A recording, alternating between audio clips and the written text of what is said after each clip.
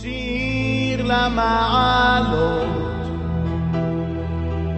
אשא עיניי אל ההרים, מאין יבוא עזרי.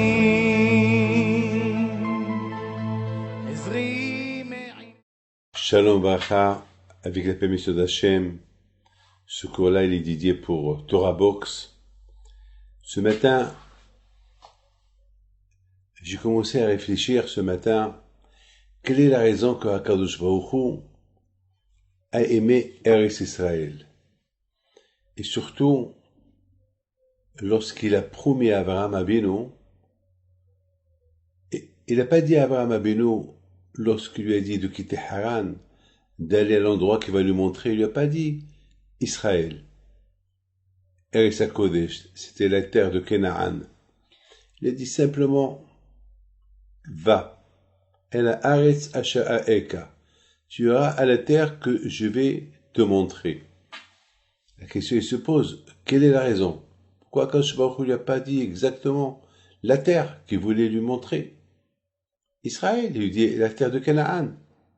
Vous imaginez quelle épreuve c'était que Abraham Avinu, il se réveille le matin, il reçoit l'annonce d'Hachem, et il avait beaucoup des élèves, il avait une famille, sa famille, et il avait beaucoup d'élèves qu'il a rendu Betchouva, qui a converti, lui et Sarah, et maintenant, le lendemain, il se réveille et dit à tout le monde, vous savez, je dois quitter Haran. Ah bon, Haran, là où il a instauré le nom de Dieu, il quitte cette ville et tu vas aller où? Je ne sais pas. Moi, même, je sais pas. Il n'y a que mon père seul, s'il me dit de le suivre là où il veut aller, et j'étais bébé, je l'aurais suivi. Mais autant qu'adulte, je ne sais pas si je vais écouter quelqu'un. Attends, j'ai un business, j'ai une famille, j'ai des amis. Et comme ça, je vais suivre mon rabbin. Et on voit que Abraham Avinu, c'était une grande épreuve pour lui. Et Hachem, il a tenu tête, il a dit, Abraham, tu m'aimes, tu crois en moi, tu fais ce que je te dis. Tu prends tes vêtements, tes choses, tes meubles, toute ta richesse, parce qu'Abraham avait devenu riche. Il était intelligent, Abraham, il faisait du business. Donc il avait des yeshivot. Vous imaginez fermer tout ça et aller où? Vous imaginez que il va quitter la ville de Haran. Beaucoup de fois, lorsque vous quittez la ville, il y a un rond-point, vous avez toutes les directions. Et là, il voit toutes les directions. Il voit Canaan, il voit Irak, il voit Théman, il voit l'Égypte, il voit toutes les directions. Et il ne sait pas quelle direction prendre. Ben, il a dit, bon, Hachem, il veut que je quitte. Il a pris un chemin comme ça. Et il suit, il marche, il va dans le désert, il va. Et à un moment donné, il arrive à la terre de Canaan. Ses pieds, il l'ont emmené à la terre de Canaan. Comme que Hachem lui a dit, tu iras là où je te dirai d'aller.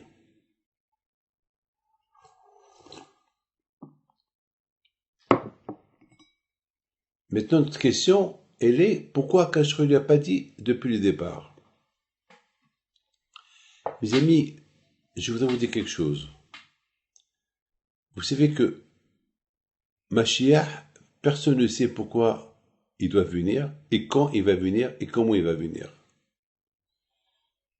C'est tout. Pourquoi on peut savoir, comme qui dit le Rambam? Parce que Mashiach, il va montrer qui est Hachem. À l'époque de Mashiach, le monde entier va découvrir que Hachem, il est vrai, qu'il y a un Dieu. En od milvado. Il n'y aura plus d'idolâtrie. Il n'y aura plus ceux qui vont aimer quelque chose plus qu'Hachem. Il n'y aura plus, on va aimer le football plus que Hachem. Je me rappelle une fois, lorsque le Brésil avait, il y a 30 ans de ça, le Brésil, c'était la Coupe mondiale et il devait jouer quelque part, je sais pas, et les gens devaient se réveiller à 3 heures, 4 heures du matin. Vous voyez que les gens, ils n'ont pas dormi toute la nuit pour voir le match de football. Est-ce qu'on fait ça pour Hachem? Donc justement, mes amis, c'est ça. Mashiach, il va montrer que le football, c'est du bidon. Haïkin alav shalom, un grand sadique, il a dit, c'est bizarre. Lorsqu'on aime quelqu'un, on l'embrasse, on l'enlace. Et les gens, ils aiment le football, ils lui donnent des coups de pied. C'est bizarre quel amour c'est. Donc lorsque Mashiach, il va venir, on va découvrir que l'argent, c'est du bidon. Que tout, c'est important. Mais je dis pas que le football n'est pas bien. Moi aussi, j'aime le football. Je vous dirai pas quelle équipe j'aime. Mais j'aime aussi le football. Mais c'est pas ma préoccupation. C'est pas ça. Parfois, je suis intéressé de savoir qui a gagné. Et lorsque l'équipe que j'aime, elle perd, ça me fait de la peine. Mais je vais pas prier pour elle pour qu'elle gagne. Non. Parce que depuis que j'étais petit, cette équipe-là était dans ma tête. Alors, voilà. Mais mon amour pour elle, elle est nulle. Mais j'aime. À un moment donné, j'aimais le domino. Jouer domino. Mais c'est pas mais toi, ça fait au moins 10 ans que je joue pas. Ou 20 ans. C'est pas ma préoccupation. À l'Aïshiva, on jouait les jeux de dames. Pendant les périodes de vacances. Avec le shishbesh. Mais ça veut pas dire que je suis amoureux d'eux. J'aime. Bon, jusqu'à maintenant, beaucoup des fois avec mes enfants, on joue le shishbesh pendant les vacances. Mais c'est tout. Une fois, 2 fois, un jeu, 2 jeux, c'est tout. Mais c'est pas mes amours pour aimer tout cela. Non. J'ai une priorité. C'est Hachem. C'est tout. C'est une priorité que j'ai. C'est Hachem. Donc Mashiach, il va nous montrer que tout ce monde c'est bidon. Et on va même regretter les beaux moments qu'on a perdus, qu'on n'a pas essayé de connaître Hachem tout seul. Ou bien on n'a pas écouté le rabbin pour qu'il nous enseigne les enseignements d'Hachem. Donc ça fait un peu de la peine. Donc Mashiach, on sait, sa venue, c'est pour une raison. Mais pourquoi on ne sait pas la date de Mashiach? Pourquoi on ne sait pas quand il va venir? Eh bien, mes amis, parce que les gens, il y a 2 réponses à ça. Les gens, ils vont dire, bon, puisque Mashiach va venir dans telle X date, alors je ferai Teshuvah X date.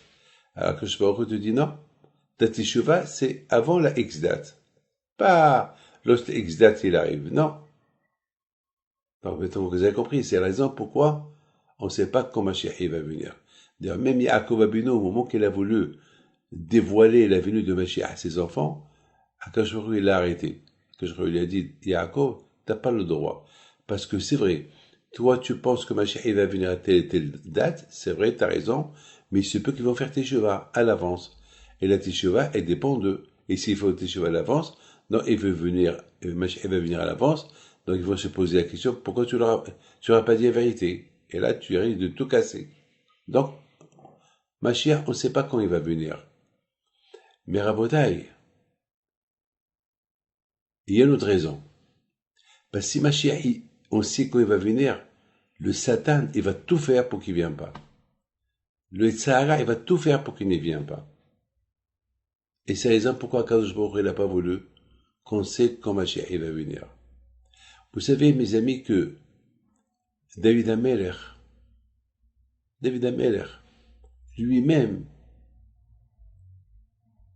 la façon comment il est né, c'était d'une manière, ça qu'on a cru qu'il était bâtard. David Ameler. Parce que Ishaï, il a quitté sa femme, il est parti, il s'est marié avec une autre femme. Et qu'est-ce qu'elle a fait, la femme de Ishaï? Elle a demandé à l'autre femme, je te donne tant d'argent, et moi je vais avec mon mari. Je sens que je vais avoir un enfant de lui. Elle a accepté, elle est tombée enceinte. Lorsqu'elle est tombée enceinte, Ishaï et ses frères et ses enfants, ils ont cru qu'elle était enceinte d'un autre homme. Donc ils le mettent de côté. Mais ils n'avaient pas de preuves. Lorsqu'il n'y a pas de preuves, on ne peut rien faire.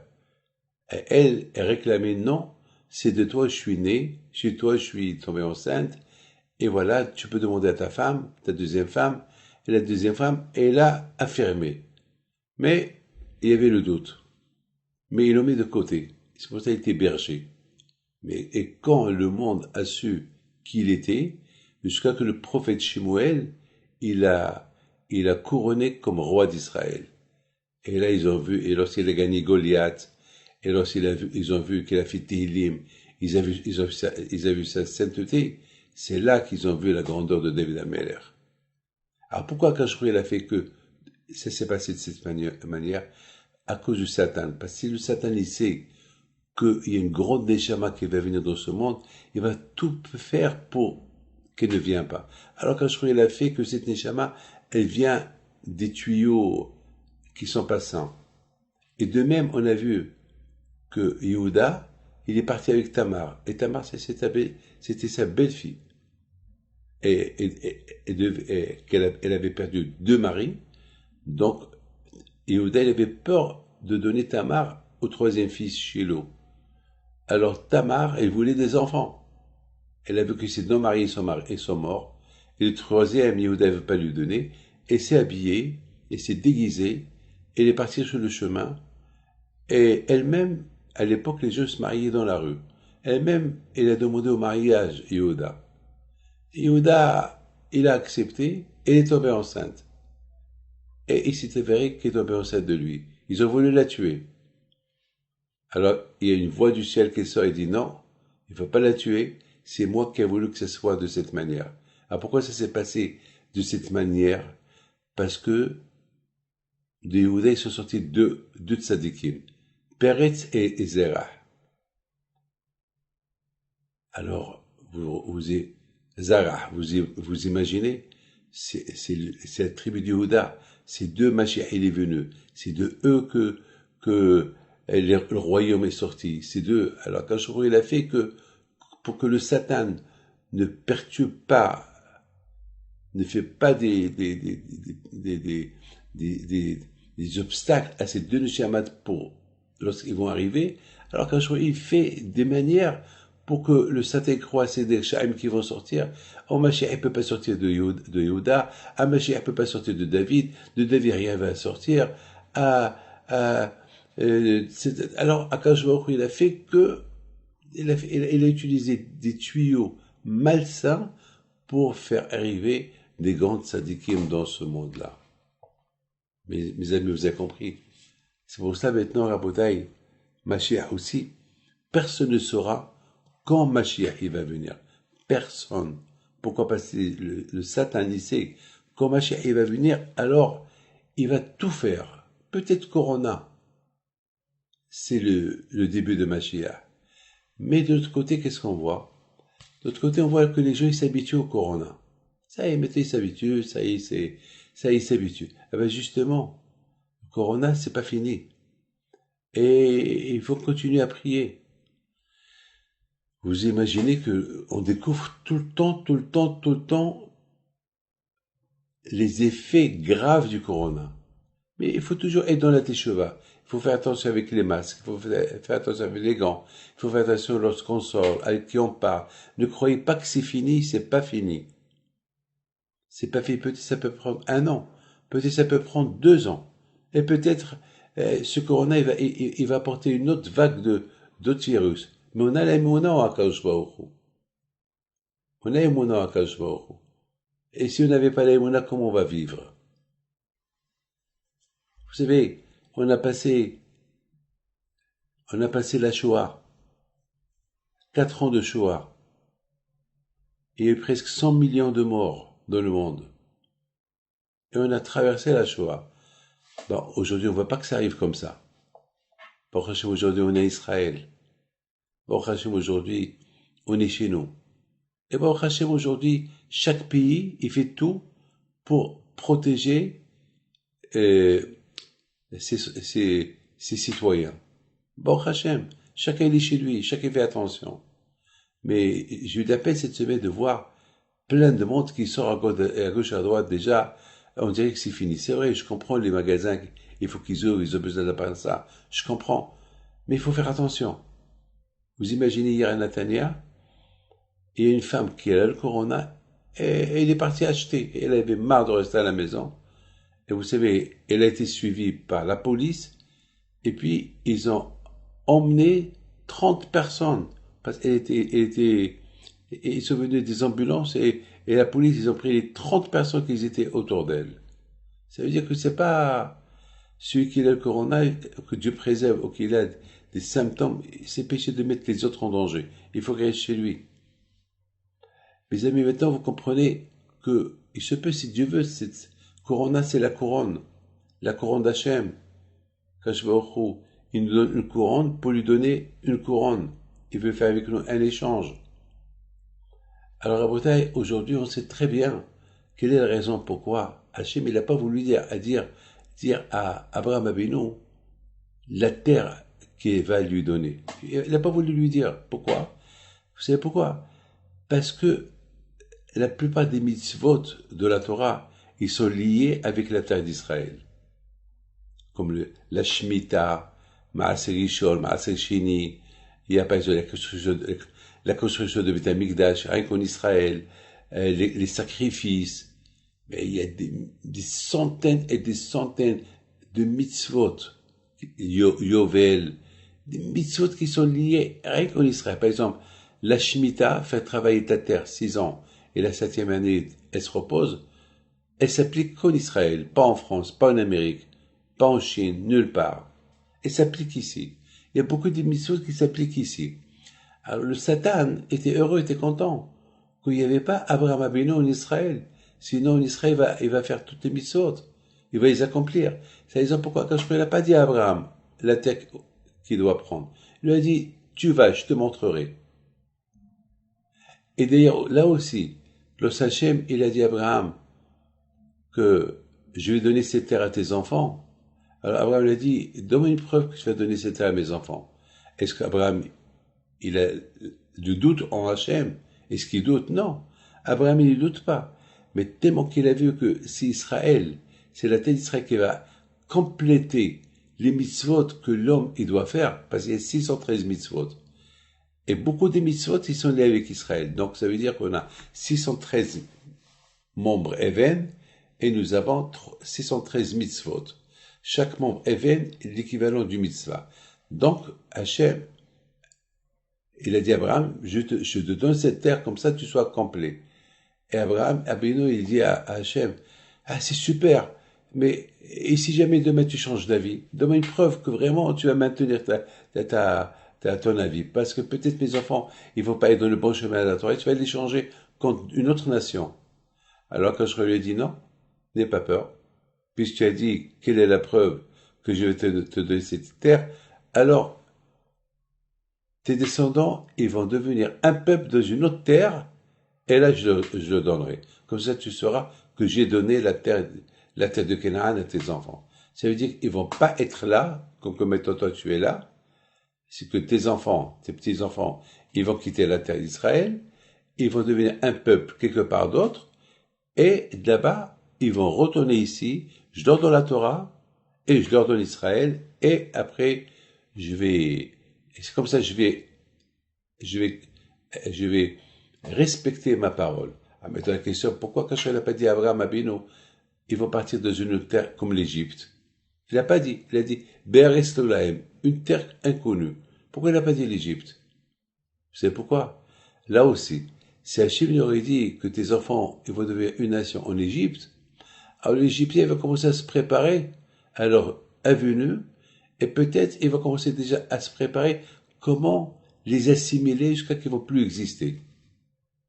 Alors Akash Baruch Hu, il a protégé le peuple d'Israël de ne pas dire à Abraham où ils vont aller s'exiler. Et vous connaissez l'histoire, comment c'est parti. C'est Yosef qui a été vendu par ses frères, il est parti en Égypte, après il est devenu roi d'Égypte, et après il y avait la famine, et les Shvatim, ils sont partis en Égypte acheter le manger, et ils ont découvert Yosef, et Yosef après il a dit à son père, puis papa il est vivant qui vient s'installer là. Alors regardez comment Akash il est intelligent, comment il a fait toute cette manière pour que l'Égypte descende d'Israël. Mes amis, C'est pour ça qu'on dit que si vous voulez la bracha, il faut pas trop divulguer la bracha. En bracha mitsuya et la bedava samomel aïn. La bracha, elle vient uniquement lorsqu'on ne dit pas ce que je vais faire. Tu veux faire un business, ne le dis pas à tout le monde. Ta femme vient d'être enceinte, ne le dis pas à tout le monde. Comme ça, il reste la bracha. Tu réussis dans les affaires, ne le dis pas à tout le monde. Et tu as fait des belles choses dans ta vie, ne le dis pas à tout le monde. Comme ça, il reste la bracha. Parce que c'est pas tout le monde qui va être heureux. Et en plus, c'est mieux, c'est comme ça. C'est la raison pourquoi Akadosh Baruch Hu, il a caché à Avraham Avinu où il va aller. Comme ça, elle reste la bracha jusqu'à ce qu'Abraham est arrivé là-bas. Une fois qu'il est arrivé là-bas en Israël, il était un homme super content. Il a commencé à marcher, à faire le tour d'Israël. Aujourd'hui, Rabotai, c'est le jour de l'indépendance d'Israël. Alors, c'est quoi pour moi le jour de l'indépendance d'Israël? Eh ben, pour moi, le jour de l'indépendance d'Israël, c'est quoi? Ben, je dis merci à Hachem que nous sommes là. Merci à Hachem. Merci à Hachem si on peut vivre en paix, et toute la région avec nous qui peut vivre en paix. Merci à Hachem que je peux faire Torah et Mitzvot.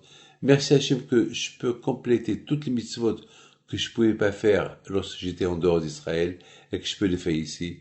Merci à Hachem que, Baruch Hachem, je peux vivre comme un juif, j'ai pas honte de sortir avec ma kippa. Merci à Hachem.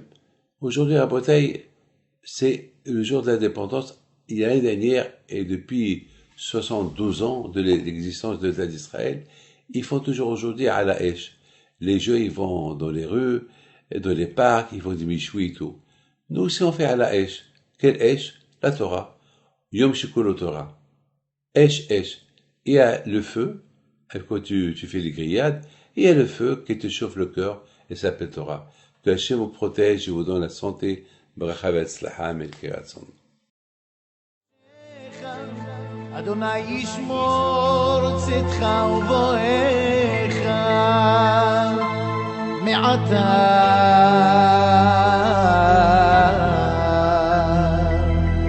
ועד עולם